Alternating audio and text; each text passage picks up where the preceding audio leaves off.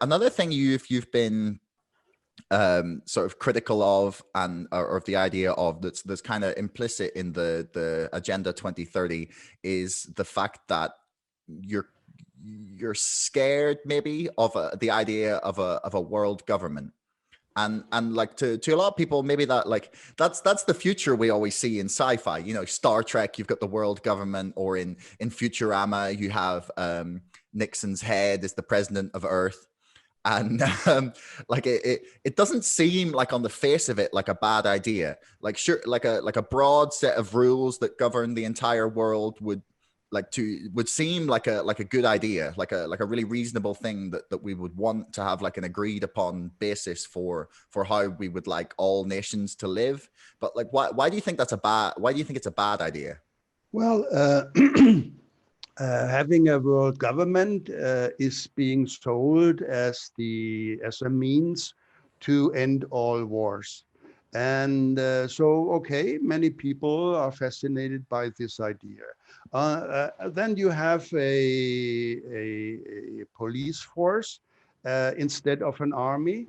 And now this police force is in the hand of a small group of decision makers. And you can simply imagine what sometimes rulers do when they have a police force in their hands.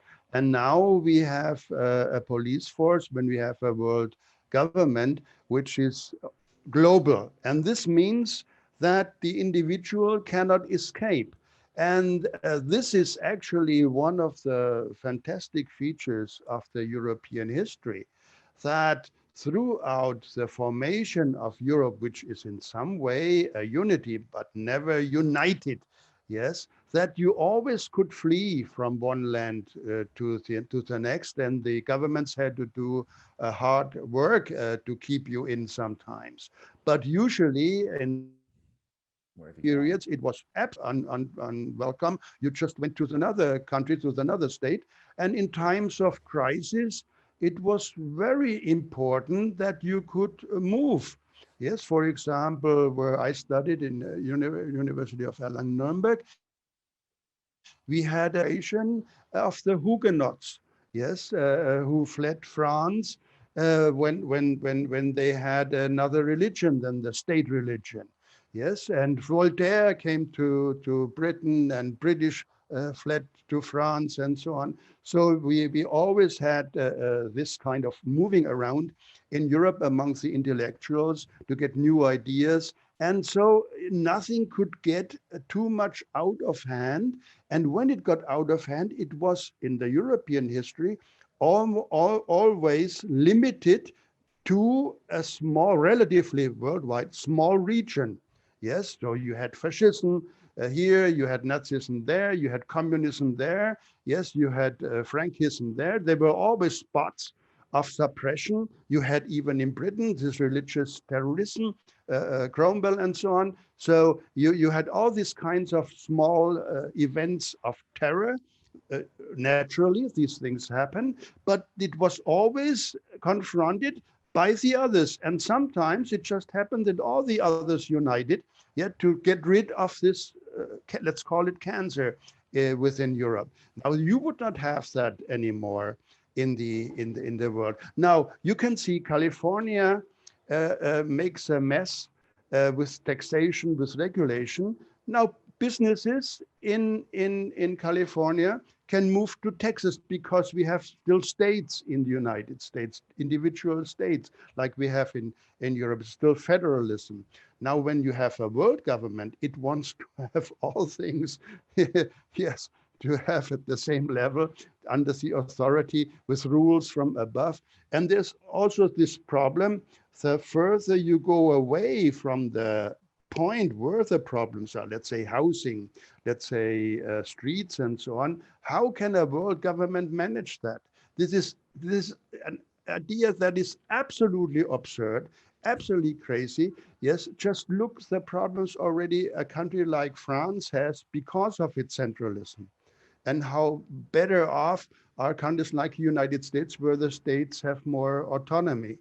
This is an essential part. I would actually, my argument would go to the contrary.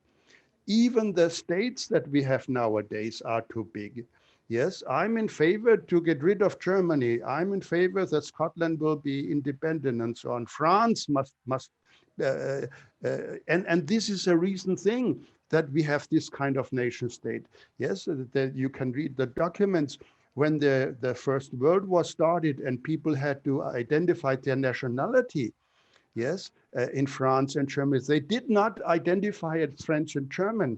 In Germany, said I'm from Bavaria. In France, said I'm from the Provence. They had no idea of this nation. Mm. Yes, and I still admire the United Kingdom because you still have 4 football teams. That's great. Mm. Yeah. Yeah, In my case, I can say that because if we had a Bavarian team, I think we would also be one of the best.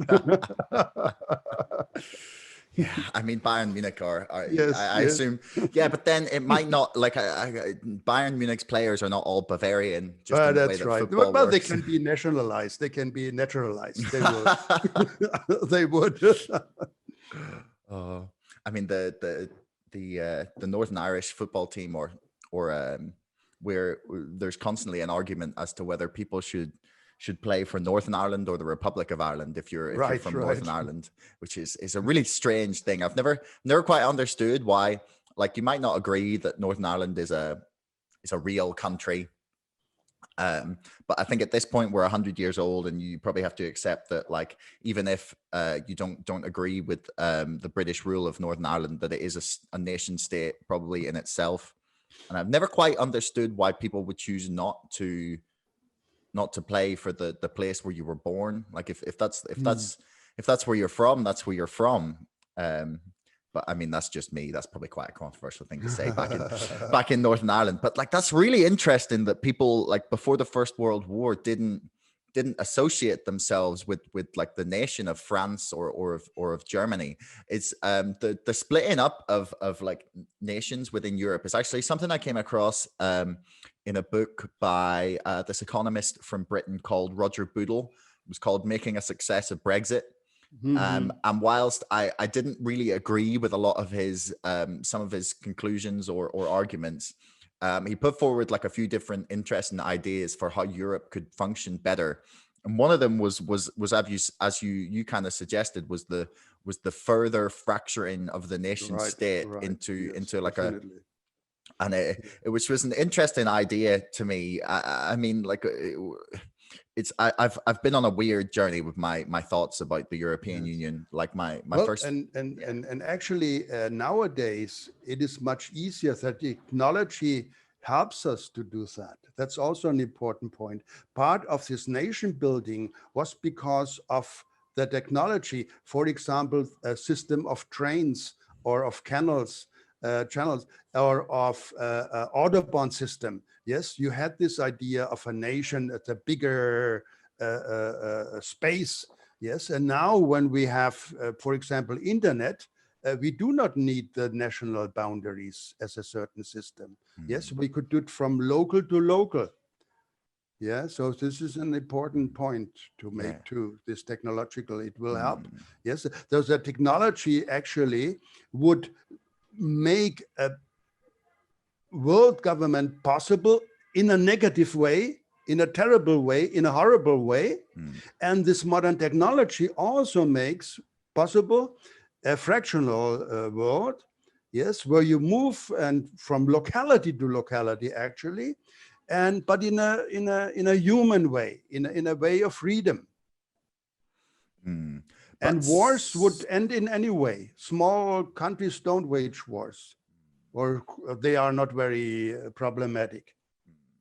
so your basic argument against a world government then would be that if it goes at some point goes despotic, then Yes, we would have no escape, essentially. exactly, that exactly. that that yeah, because like one of the things that we discussed there actually before we started was I am not a fan of any of the COVID related lockdowns or Hmm. regulations. Hmm. And I have spent quite a lot of time considering where and which country I feel would allow the most freedom of thought and of speech and of just freedoms that we kind of like have willingly given up this year, and that if there was a world government implementing these rules, that there would literally be no escape.